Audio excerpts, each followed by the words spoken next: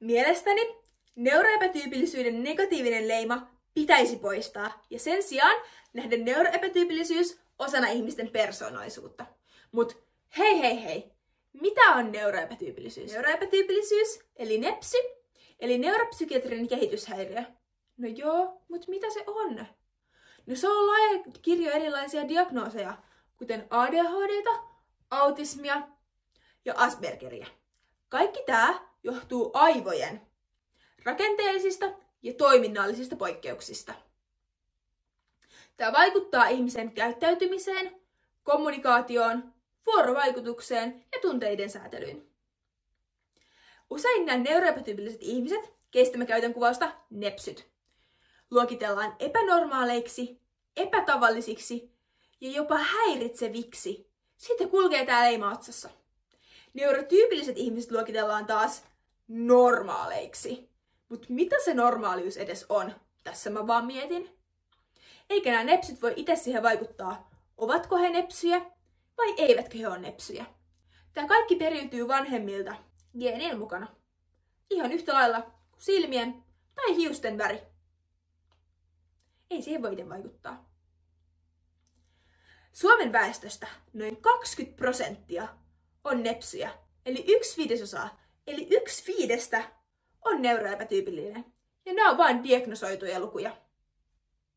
Eli voi olla paljon enemmän. Jopa sä voit olla nepsy, vaikka et sä itse tietäiskään. Mä väitän, että jokainen meistä on tänään katsonut jotain somealustaa. Ne videot siellähän on maks 15 sekuntia pitkiä. Kuka edes nykyään jaksaa katsoa jotain 10 minuutin videoita? En mä ainakaan jaksa. Nämä lyhyet videot tuottaa meidän aivoissa dopamiinia, eli mielihyvähormonia, joka koukuttaa meidät katsoa näitä lyhyitä videoita. Se on ihan tutkittua, että ei me jaksaisi katsoa enää nykyään niitä pitkiä, koska ne ei vapauta sitä dopamiinia. Tää tekee meistä kaikista vähän nepsyjä. Somen yleistyminen on myös yleistänyt näitä neuroepätyypillisiä oireita. Mut neuroepätyypillisyys ei kuitenkaan ole mitenkään noloa tai outoa. Se on parhaimmillaan vahvuus ja supervoima. Nepsy-ihmiset jaksaa keskittyä asiaan, joka heitä kiinnostaa parhaimmillaan monta tuntia. Jep, monta tuntia.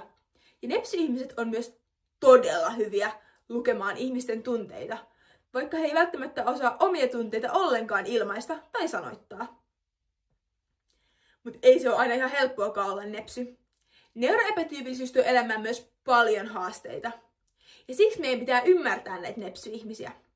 Eräs autistilapsi kerran sanoi, mä en voi syödä salaattia, koska se näyttää ihan biojätteeltä. Niinpä, biojätteeltä. Hänen on pakko saada kaikki ne salaatin eri osat siihen lautaselle erilleen, että hän voi sitten syödä sen salaatin. Ne ei saa koskea toisiaan. Tämä on mun mielestä tosi hyvä esimerkki, jolla me päästään tämmöisen ihmisen pään sisälle, ketä ajattelee eri lailla. Neuroepätyypillisillä on myös runsaasti herkkyyksiä, muun muassa ääniyliherkkyyttä. Tällöin pienetkin äänet häiritsee tosi paljon. Esimerkiksi ilmastoinnin kohina voi häiritä keskittymistä ihan suunnattomasti. Ja jos tämmöiset pienet äänet häiritsee, niin miettikää paljon semmoiset voimakkaat äänet häiritsee, kuten puhe, meteli tai jankkaus. Ja nämä ei häiritse pelkästään nepsyjä, nämä häiritsee ihan meitä kaikkia. Ja mä tiedän, että tosi moni käyttää vammaista tai autistia haukkumasanana. Ja se ei ole okei. Ei missään nimessä. Sen pitää loppua. Mä toivon, että kaikki ymmärtää sen viimeistään tämän jälkeen. Toivottavasti myös ymmärretään, että nepsyt on ihmisinä ihan yhtä arvokkaita ja hyviä tyyppejä kuin me kaikki. Me voitais mun mielestä oppia nepsyltä jotain.